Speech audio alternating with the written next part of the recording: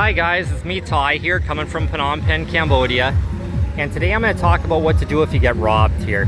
I know I've in the past, maybe like 2 or 3 years ago here, I made a video about it, but I want to add a little bit more onto it.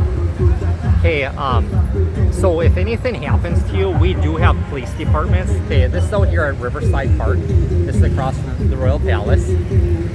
And up each of these streets, like a lot of them have their own separate police department up them. I know they have at least 2 or 3 that I've seen already up different streets. And this one here, okay, so up one of those streets you'll see an ABA 24/7, and then right next to it is a La Croisette restaurant, and it's got a little ice cream thing there, which we can't see on that. But up that street there, whatever, about 4 or 5 blocks, there is a police department on the right hand side. So the first thing you're gonna have to do is, if you get robbed, you go to that police department or whichever one you're around in your neighborhood, and the police officer in there, he's gonna have you fill out a police report, because you can't get into the embassy without that. You have to line up an appointment with like the US Embassy or whatever country you're with. And if you, like that one there, I know they have a girl there that speaks good English. I don't know how the rest of the police officers are, but we also do have tourist police around here, and they have a pickup, but I very rarely, in the 3 years I've been here, have very rarely seen them. But I guess that the police department could call them over to help fill out the police report too. And then once you get your appointment with the embassy, like the United States Embassy, that is located right behind the Wat Phnom historic site, which is very near Riverside Park here too. And then the Russian Embassy, that one's located way down there by Eon 1 Mall. So you'll go to the embassy, and I know a lot of the guys have asked for like money from them until they can get out of here on their flight, because usually they can fly you out the next day or within 2 days. Within 2 days, they can fly you out of here to your home country, and it's 100% free of charge. You don't have to have any money. What happens is no matter what country you're from, your government will, once you arrive back home, they will go ahead and they will take your passport upon arrival, and they will hold your passport until you pay them back for the plane ticket. And if you need any money to live on for the next 1 or 2 days until you hop on your plane, right here in Riverside, we have a Western Union. And no matter how small of a city you live in or little town in the United States, somebody is designated as a Western Union for your community, whether it be Walmart or a Dollar General or whoever.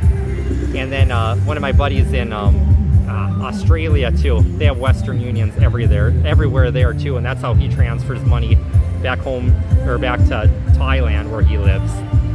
So yeah, whatever country you're from, you guys should have a Western Union set.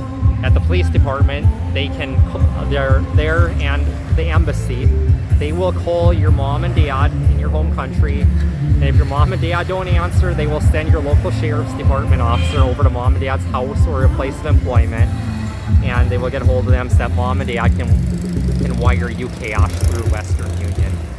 So works out pretty darn good. And then I also want to talk about some scams around here.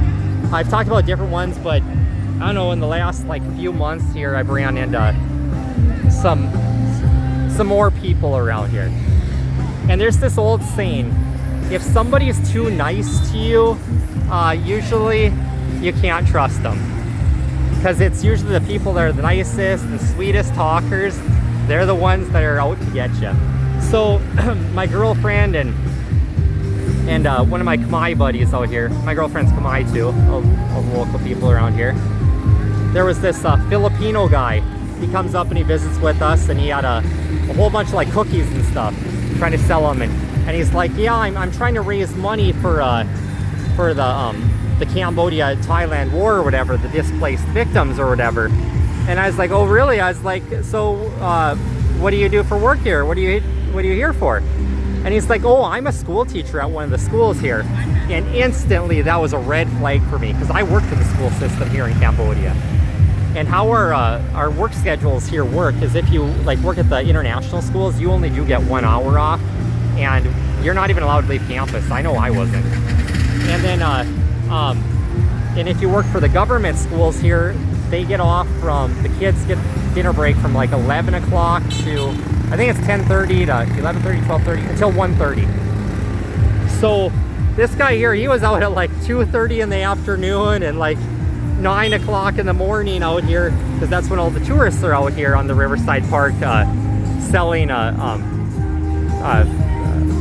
bird food for all the pigeons around here. And my girlfriend, I was like, I don't need anything or whatever. I was like, or whatever. And my girlfriend just kind of looked at me and was like, well, whatever you can do, if you guys, even if you guys don't want the cookies. My girlfriend gives him some money. And right after that, my Khmer friend and me, we told her right away, we're like, this isn't, he's supposed to be at work right now. This is fake as heck. So every day when I would come out here early in the mornings, he would be out here hustling people for money, saying he's raising for this. If you're gonna be donating to that, we actually have the charitable foundation buildings around here. And then also, what the heck was it? Yesterday, actually, this tall, skinny man from the UK came up to me. I was walking, and he said, excuse me, could you borrow some change or whatever? He's like, I was robbed or whatever. And I turned around and I looked because I recognized that voice. And about 5 months ago here, that man had asked me the same question, said he got robbed.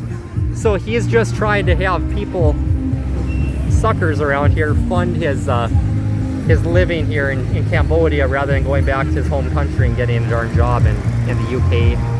So yeah, you'll see a lot of European people here trying to take advantage of the local Khmer people. And the sad thing about it is these local Khmer people have given a lot of money, I talked to them, to these European people that say that they got robbed, and really they're just trying to live off of everybody and fund their vacation here. So just so you guys are aware of it.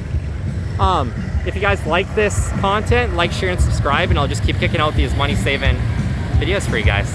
All right, take care.